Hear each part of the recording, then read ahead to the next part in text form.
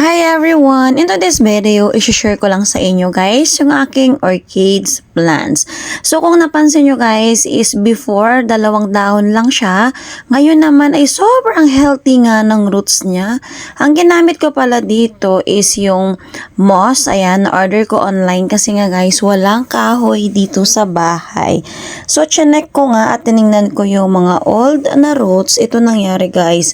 Sobrang nagbabrown na siya kaya naisipan ko na siyang tanggalin para nga mas makahinga naman yung new roots nitong aking orchids. Ang hirap ko talaga guys magparami ng orchids or bumuhay ng orchids.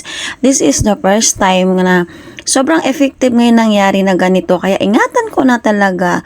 Alam niyo pa guys, ang mahal ng orchids dito.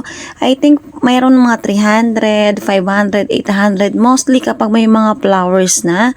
Nasa 1,000 plus na yan. Kaya tulad ko nga guys, na pag-aralan ko na siya kung paano siya i-adjust, kung ano ba yung ilalagay mong potting mix sa kanya, kung walang kahoy. And then ito nga yung nilagay ko, yung moss. So kayo guys, kung gusto nyo rin i-try, sobrang effective talaga nito at hindi kayo mahirapan. Sa mga beginners na tulad ko, beginners na ako guys sa orchids, kaya napag-aralan ko at ito na nga sobrang successful naman. Kaya kung gusto nyo, try nyo na din. Thank you for watching everyone. Bye!